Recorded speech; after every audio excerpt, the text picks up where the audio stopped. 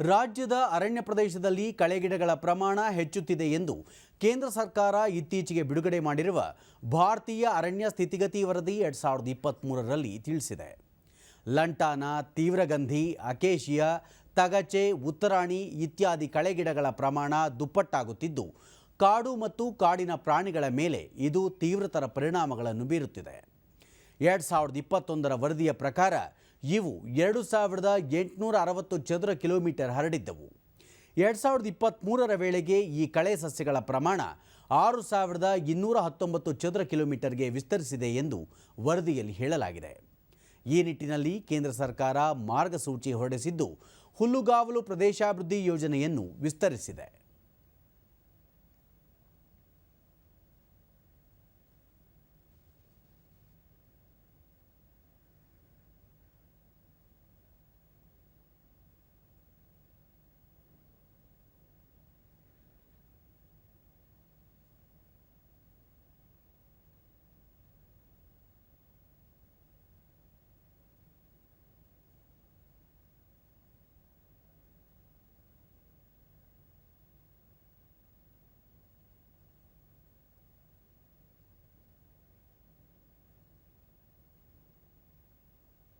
ದೂರದರ್ಶನದೊಂದಿಗೆ ಮಹದೇಶ್ವರ ವನ್ಯಜೀವಿ ವಿಭಾಗದ ಸಹಾಯಕ ಅರಣ್ಯ ಸಂರಕ್ಷಣಾಧಿಕಾರಿ ಸಂತೋಷ್ ಕುಮಾರ್, ಕಳೆಗಿಡಗಳ ಪ್ರಮಾಣ ಹೆಚ್ಚುತ್ತಿದೆ.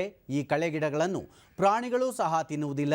ಅಲ್ಲದೆ ಅಂತರ್ಜಲ ಪ್ರಮಾಣವನ್ನು ಇವು ತಗ್ಗಿಸುತ್ತವೆ. ಹೀಗಾಗಿ ಹಲವು ಪರ್ಯಾಯ ಕ್ರಮಗಳನ್ನು ಕೈಗೊಳ್ಳಲಾಗಿದೆ ಎಂದು ಮಾಹಿತಿ ನೀಡಿದರು. ಸುಮಾರು 1000 ಸಂಖ್ಯೆಯಲ್ಲಿ ಈ ಬೀಜಗಳು ಬರುವುದರಿಂದ ಅಂತ ಬೇರೆ ಬೇರೆ ಕಡೆ ಹೋಗಿ ಭಾಳ ಬೇಗ ಸ್ಪ್ರೆಡ್ ಆಗಿದೆ. ಒಂದು ಕಡೆ ಇನ್ನೊಂದು ಏರಿಯಾ ಭಾಳ ಬೇಗ ಹೋಗುತ್ತೆ. ಬಟ್ ಏನಂದರೆ ಈ ಗಿಡ ದೊಡ್ಡದಾಗಿ ಬೆಳೆದ ಮೇಲೆ ಕೆಳಗೆ ಭಾಳ ನೆರಳು ಬಿಡೋದು ಯಾವುದೂ ಬೇರೆ ಗಿಡನ ಬೆಳೆಯೋಕ್ಕೆ ಬಿಡುವುದಿಲ್ಲ. ಮತ್ತು ಏನಂದರೆ ಆ ಬೀಜಗಳು ಎಲ್ಲ ಒಂದು ಇದಾಗುತ್ತೆ, ತುಂಬಿಬಿಟ್ಟು ಬೇರೆ ಕಡೆನ ಬೇಗ ಕವರ್ ಮಾಡಿ ಬಿಡುತ್ತೆ. ಇಲ್ಲಿಂದ ನಮ್ಮ ನೇಟಿವ್ ಅಲ್ಲಿ ಲೋಕಲ್ಲಿ ಬೆಳೆಯುವ ಒಂದು ಇದಾಗಲಿ, ಹುಲ್ಲುಗಲಿ ಅಥವಾ ಬೇರೆ ಬೇರೆ ಗಿಡಗಳಾಗಲಿ ಅಥವಾ ಪ್ರಾಣಿಗಳು ತಿನ್ನುವ ಗಿಡಗಳು ಯಾವುದೂ ಸಿಕ್ಕಲಿಲ್ಲ. ಇದು ನಮಗೆ ತೊಂದರೆ ಉಂಟಾಗ್ತಾ ಇದೆ. ಒಂದು